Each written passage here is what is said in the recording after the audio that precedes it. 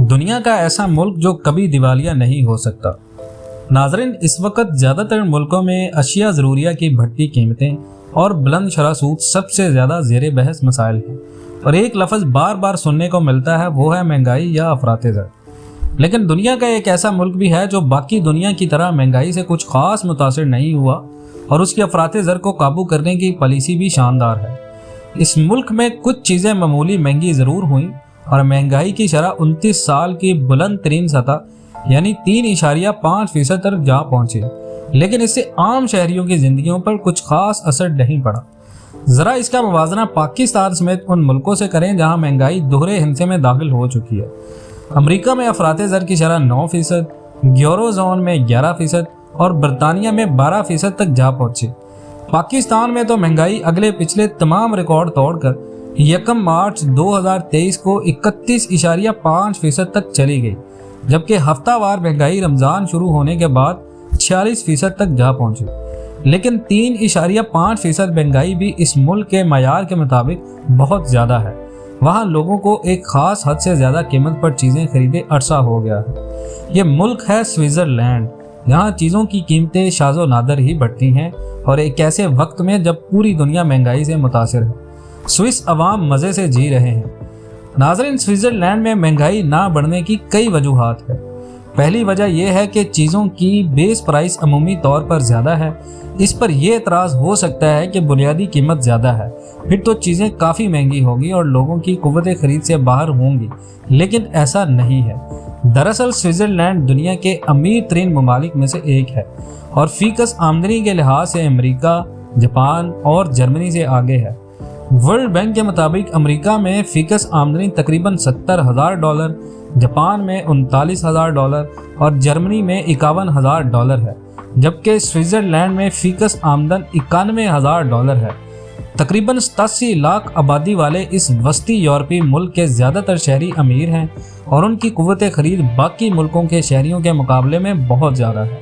اوسطاً ہر Swiss نوجوان $7 لاکھ کا مالک ہے، اور 41 ارب پتیوں کے ساتھ یہ ملک دنیا میں 15ویں نمبر پر آتا ہے۔ ناظرین، دولت کی فراوانی کی وجہ سے کاسٹ آف لیونگ کافی بلند ہے۔ 2022 میں زیورخ اور جنیوا دنیا کے 10 مہنگے ترین شہروں میں شمار کیے گئے۔ مہنگائی کی وجہ سے Singapore, new York, Hong Kong, London اور تل ایب جیسے شہروں میں رہائشی اخراجات میں بے پناہ اضافہ ہوا۔ تاہم اس کے برعکس سوئس شہروں میں قیمتیں کافی حد تک مستحکم رہیں۔ اس کی وجہ یہ ہے کہ اوسطاً آبادی کافی امیر ہے، لوگوں کو اپنے بجٹ کا زیادہ حصہ خوراک پر خرچ نہیں کرنا پڑتا، بلکہ وہ سیر و سیاحت اور دوسرے مشاغل پر زیادہ خرچ کرتے ہیں۔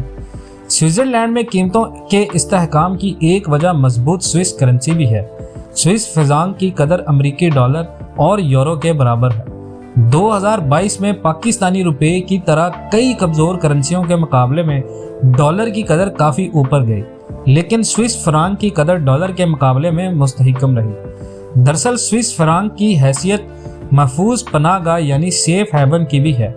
دنیا کے کئی ملکوں کے امیر ترین افراد کے اربوں ڈالر سوئس بینکوں میں پڑے ہیں۔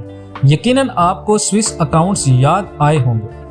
ناظرین، سوئس فرانک کی محفوظ پناہ گاہ والی حیثیت پہلی جنگ عظیم سے لے کر تقریباً 100 سال سے چلی آ رہی ہے، اور ہر معاشی بحران کے دور میں اس کی طلب میں اضافہ ہو جاتا ہے، کیونکہ یہ دنیا کی دیگر کرنسیوں کے مقابلے میں خاصی مضبوط ہے۔ کرنسی کا یہی استحکام مجموعی طور پر سوئس معیشت کو مضبوط رکھے ہوئے ہے، جس کا زیادہ تر انحصار عالمی تجارت پر ہے۔ یہ ملک سالانہ تقریباً $300 ارب کی درآمدات کرتا ہے۔ آپ اندازہ کریں کہ پاکستان کی درآمدات محض 60 یا 62 ارب ہے۔ ہم پھر بھی ہمیشہ کرنٹ اکاؤنٹ خسارے کا شکار رہتے ہیں، اور ہماری درآمدات کرنسی کی بے قدری کی وجہ سے مہنگی بھی ہیں، لیکن مضبوط سوئس فرینک کی وجہ سے سوئٹزرلینڈ کی درآمدات سستی ہیں۔ درآمدات پر انحصار اس لیے بھی زیادہ ہے کیونکہ کچھ اشیاء کی مقامی سطح پر تیاری مہنگی ثابت ہوتی ہے۔ سوئٹزرلینڈ سالانہ تقریباً $550 ارب کی برآمدات کرتا ہے۔ اس کی برآمدات ہماری طرح پھلوں اور سبزیوں پر مشتمل نہیں ہے، بلکہ یہ بھاری مشینری، سونا، ادویات اور قیمتی گھڑیاں دوسرے ملکوں کو بیچتا ہے۔ یہ تمام ایسی چیزیں ہیں جن کی قیمتوں میں اتار چڑھاؤ کم ہی دیکھنے میں آتا ہے۔ مضبوط سوئس فرانک کے پیچھے سونے کے بڑے ذخائر، बॉन्ड्स और दूसरे मालियाती असासे भी हैं जो इसका सहारा बने हुए हैं और स्विस नेशनल बैंक को करेंसी मार्केट में उतार चढ़ाव के दौरान फ्रांक की वैल्यू मुस्तहकम रखने में मदद देते हैं। करेंसी की कदर नीचे नहीं गिरती तो मुल्क में महंगाई भी कम नहीं होती।